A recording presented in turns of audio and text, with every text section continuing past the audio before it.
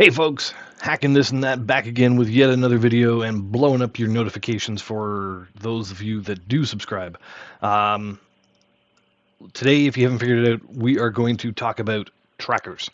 Now let me wind the clock back, I'm going to say to uh, 2000, 2001. Give you a little history and why my opinion about trackers should matter to you. In 2001 was the sort of rollout of 3G tracking in North America, or sorry, 3G network. The tracking industry made a huge switch from doing SMS notifications on GPS location from trackers to actually being able to push data consistently onto the network through 3G. That's about when I got involved in tracking. I have been on and off professionally and as a hobby working in with tracking devices. Um, but I will get to that shortly because believe it or not, my desk is covered with various devices that I'm going to show you. But I want to start with the elephant in the room. And every so often, people love to come on Discord and go on about how GPS tracking devices, there's no marketplace for it. Apple AirTags are so cheap. You can buy them for, I don't know, $30. I don't know because I refuse to buy them. Not because I'm not an Apple fanboy. I do run Android. My wife runs Apple. But because I know that the technology is inferior. And not only that, it isn't an apples to apples comparison. So let's dive into Bluetooth first. Then I'm going to walk you through some 4G stuff. Then I'm going to walk you through some LoRaWAN stuff. And only because I still have it on my desk, we're going to switch over to the desk camera and going to show you some sample hardware. So many of you have seen this before. This is a Tile Bluetooth tracker. Tile has been doing this particular device in various iterations for probably, I believe it was 9 years. This one you might not recognize. This was a sort of underdog competitor to Tile. They're actually older than Tile. They've been doing this device for 13 years.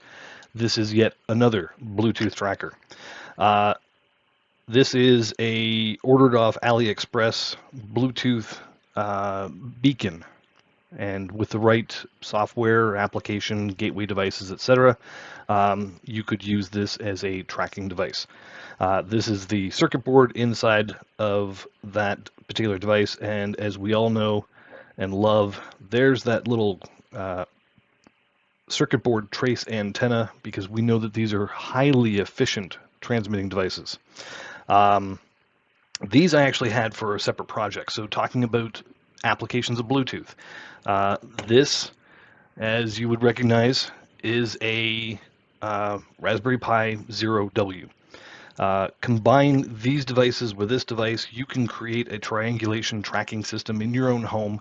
I was playing around with doing location awareness monitoring inside the house so that I could then create some smart automation through my smart home.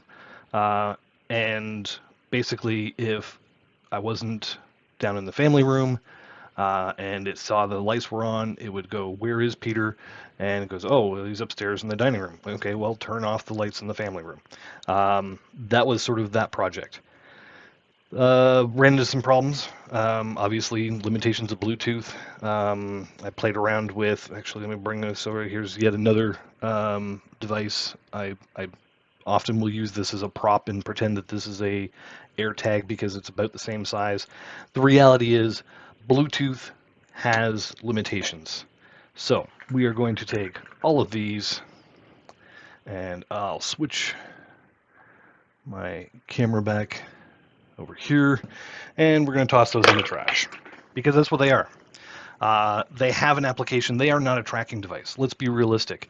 If you were to sit in a coffee shop, with your iPhone device or Apple device or whatever, and sip your chai tea latte in the corner with your phone in your pocket, and somebody else left their keys with an AirTag on it on the other side of the coffee shop, chances are, if that is a busy coffee shop, your phone won't see it. The specified range of an AirTag is unknown. Apple won't claim a distance on it. They, and again, this isn't an Apple bash. This is a Bluetooth is not tracking. Um, so the specifications on Bluetooth low energy, is, I had it, give me a brief second. How far does an AirTag go? 30 meters or 100 feet.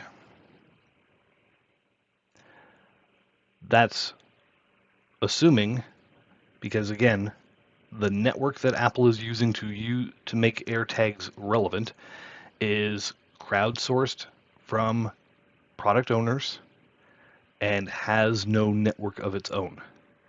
Well, Apple owns all of it, but there isn't a specific for that tracking. Bluetooth is not a long-range protocol. Even this headset, if I turn around and go out and stand in my driveway, which is a concrete wall and lumber and door away from me, I can hear music on my headset. If I go stand in the backyard, which is only a couple of drywall walls separating, I lose signal. So this is not a competitive example to actual GPS trackers. So why am I so passionate about this? Because I've been doing this for a long time. Let me just lay out some hardware here.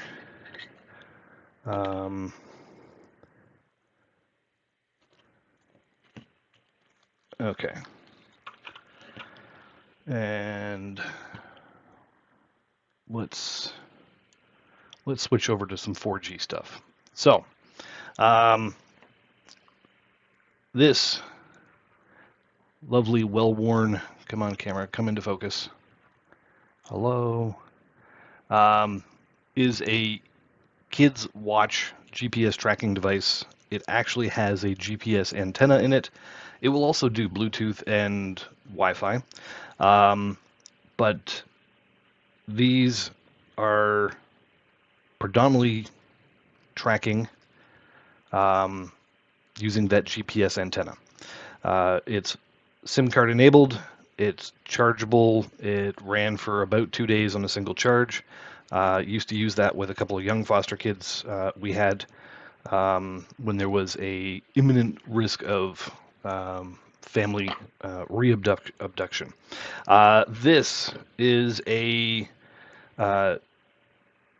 GL505N, I believe it was. Again, everything's well built, protected with RF shielding, GPS antenna or patch antenna. Obviously, you want to put this in a vehicle or on an asset with that antenna pointing up to the sky. And there's our SIM card. And lastly, this is one of my favorite devices. I have 4 of these. So actual antenna, the brain of the operation along with the radio controller, a well-built antenna, not just a trace on the circuit board, and SIM card enabled, optional external GPS patch antenna, and hardwired into the vehicle. I've installed a number of these. I still have a couple of them ongoing. This is proper GPS tracking devices. The only thing that differentiates that from what we are trying to establish on the Helium network is the RF protocol. That's the difference, and I'm going to show you a couple of those. But before I dive into that, I want to Oh, that was that Bluetooth stuff. Oh yeah, this is from the Nordic Semiconductors. They make most of the Bluetooth chips in devices. They will say the range is 100 meters. I'm going to tell you that that is what I used to refer to in the past as in the vacuum of space, meaning that there's zero obstruction. It's laboratory environments. It's meant to prove a point. Um, so, moving on. How do I use those 4G units? I use a platform called Flespy. Um, I've used this for a number of years. It is essentially like Console is to Helium, but in the 4G world. Now, you'll notice that they can also do IoT sensors and OEM integrations. You can push data onto your own solution. You can do any cloud integration. They offer their own built-in tracking. Here are some of my devices that I've got up and running. Um, if I go into the truck that my church uses, here's all the telemetry that I can get out of one of these. So I've got battery charging state, I've got ignition status on and off because I use that as a go to sleep, wake up trigger. GSM connection, where is it actually connected? Is it connected? But they also have a built-in map functionality. So here is a trip, I guess today, that they went on. Again, we're looking at real GPS antennas with 4G radios. Now I'm going to, just for kicks, I'm going to zoom in right here because I know there's a roundabout right here. And I want to show you the data sampling I run on these is triggered by a couple of things. One is distance traveled, the other is change of direction. If neither of those reach the threshold, it has a minimum time interval that it'll update as well. So you can see the points coming around that roundabout, like 1, 2, 3, 4. This is one of the things that has evolved in the years of GPS tracking devices. As data gets cheaper and power, actual processing power in these devices gets stronger and battery efficiency increases, it's always a trade-off of how much data do you want to upload versus how many times do you want the thing to go to sleep and wake up. So that's the 4G tracking that I've been doing. Even on ramps, it tracks. This isn't snap into map. This is actual data points tracked with a high level of precision. Now, you could turn around, and I did for a while, push this into a platform called TrackPac. It's a great tool. You can download it, run it yourself. It does not support MQTT or API HTTP requests from console. You'd have to create your own protocol interface. But this is, some of the platforms that I've worked with. The company that owns Flespy, and again, they've been around for 19 years. So again, lots of years of evolution on that product. They own a other software product that they've sort of pulled a lot of that sort of mapping capability out of and brought back into Flespy. It is called Guarum. Great tracking platform. Those are going to cost you money. Most of them will start off somewhere in the vicinity of about $50 a month, then a monthly charge for device.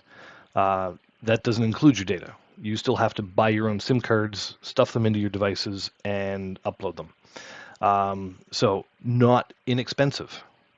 It's a far cry from AirTags to fixed monthly costs, but it is a far superior tracking capability than Bluetooth, which I can't even pick one up because I threw them all in the trash.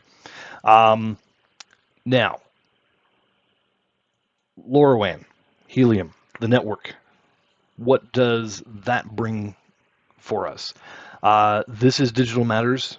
I have recently picked up one of their devices. I love it. It works well. Um, I did start with a Broan Industrial Tracker 100, which, after looking on the inside, I don't think they made themselves. I think they harvested somebody else's parts. It may even be an OEM rebuild. But let me pull this over here, this over here.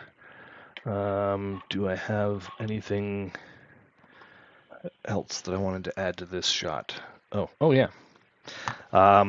So just because I know if I hold them up to the camera, you guys aren't going to see much. Let's cut back over here. And here's the Broan Industrial Tracker. Every so often you'll see a little blinky light. That's just a heartbeat, powered by a couple of half AA batteries. The reason why I have pulled these out of my vehicles is because I think the product is well built. I think the company is great. Their customer service is amazing. This particular thing is ass backwards. It will update more frequently if it sits here on my desk than if it moves around in my van. That's wrong. It should go, oh, you're not moving. I will go to sleep.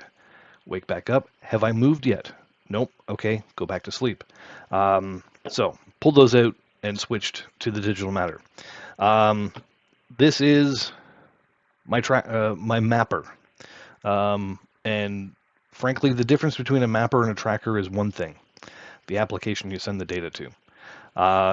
It is a processor that has a program in it that says upload the data. It's got a GPS patch antenna because proper GPS trackers should always use a patch antenna pointed to the sky. It's got a vibration sensor so that if it goes to sleep and something happens to the vehicle or to the asset, that vibration sensor wakes it up and says, it's time to start doing your job. And then lastly is the WIO terminal. This is a Disk 91 and Seed Studio project. Great little tool. I've used it for a number of things. You can put this into a mapper-like mode and just have it update on a regular time interval.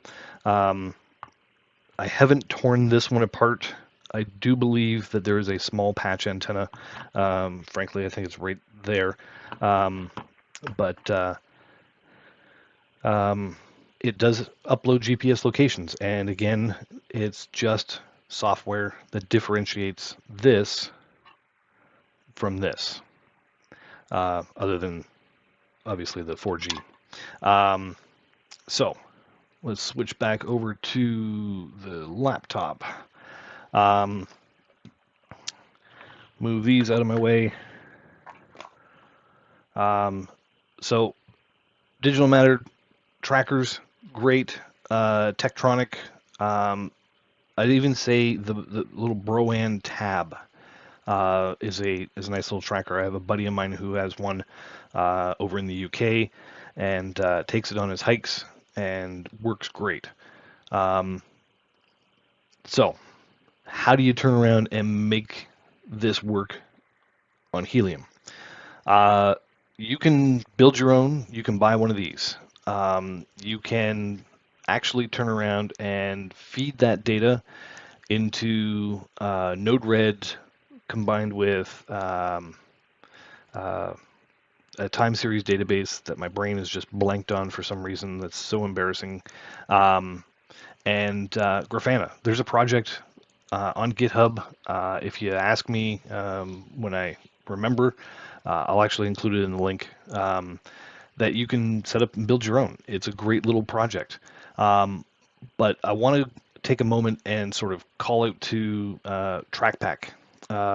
Those of you that are hanging around the helium community enough know that Neil, who was from Hotspot Status, Helium Status?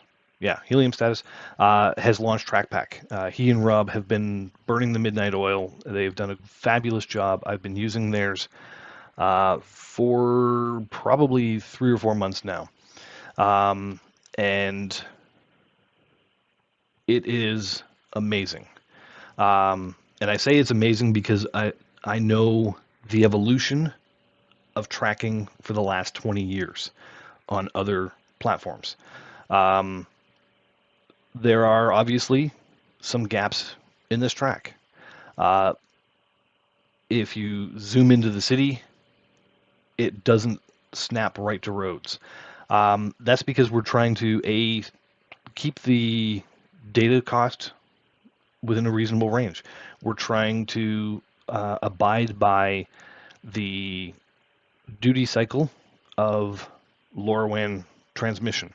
Um, it's not a bad thing. It's just you're not going to get that nice, pretty snapped to the road lines. The reality is, I can find my vehicle. I can see where it's been, especially when it dwells at a particular location for a period of time. But I get out into the country here, and whether it's just the 2 minute interval or the absence of any hotspot, so you can have the 2 minute interval where I keep finding the dead spots, but I can tell it drove out, was picking up my granddaughter and drove back. Let's look at the helium mappers coverage of that same area. Well, you can see how we've got a few data points that have been captured. But let's go ahead and pick one of these and go, oh, okay, well, there was a hotspot there that got it, and one way over there, which I'm sure is not there, because that's 32 kilometers away. But there's hotspots that are supposedly in this vicinity that did not pick it up. Maybe they're, maybe, again, I don't want to rant. Maybe they're window installs. Maybe they aren't. Maybe they're just facing the wrong way on an apartment balcony. The reality is the network is growing. I started in Helium 14 months ago. Maybe 15 months ago. I've watched the number of hotspots in my own community go from 13, which I was lucky number 13, to over 180. They're not all well placed, but it's grown. That's a 10x, over a 10x growth in a year. The network is still growing. 3G coverage in early 2000 was no different, and that industry boomed.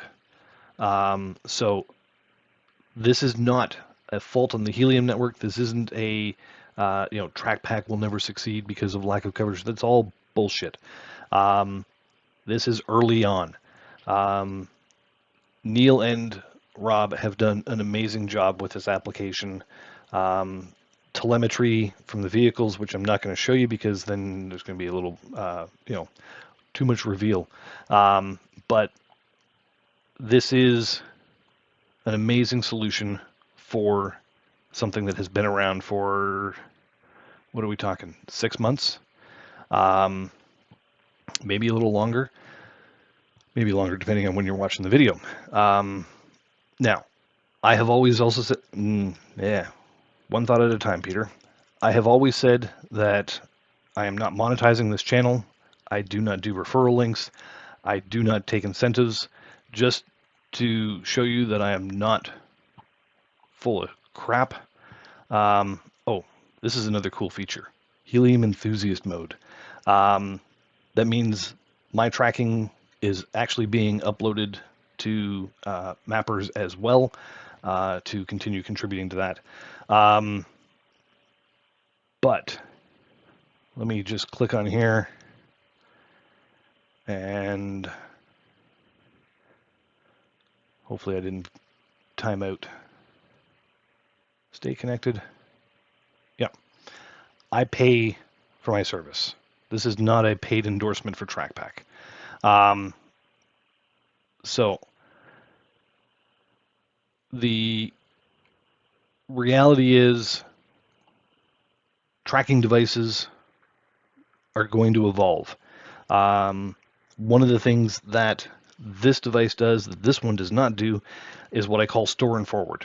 There's a buffer that is written into here in case there's no 4G coverage. And it does happen. But it'll turn around and record those data points and upload those data points to the application as soon as there is coverage. That's been one of my recommendations to anybody who is looking at GPS devices or even designing GPS devices.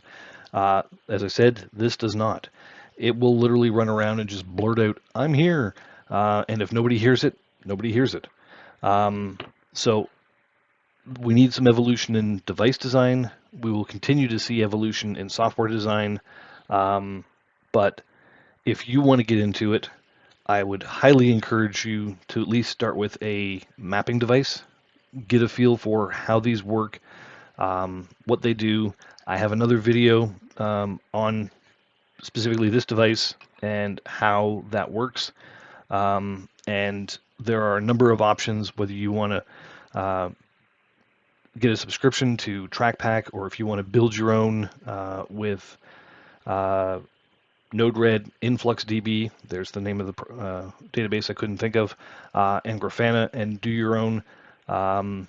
There's other options out there as well, but this is a great opportunity if you are looking for a how do I monetize the Helium network that we've spent the last number of years building. I keep saying, start a sensor business. Maybe your sensor of choice is going to be GPS trackers. If so, I would encourage you to reach out, say hi to me on Discord, chat with Neil. I know he's going to be doing a white label service where you basically get their application branded in your company colors, and then you can buy and resell devices and sell the service. This has been a lot of information to consume, and I've really sort of hammered through a bunch of this to explain that this is just an iterative design and version of tracking. It is still early times for the Helium network. It's still early times for device design, but as a community, we can learn and we can grow, and don't be afraid to look at those that have gone before us and go, if all I could do, or if all I had to do was swap out the radio on this, would that make a good tracker design? So I'm going to leave it with that. Again, you can find me on the Discords, hacking this and that. Love to chat. If you got any questions or concerns, feel free to reach out. I will include as many links to things that are relevant to Helium that I will in the description. And good luck with your projects. I'll catch you on the flip side.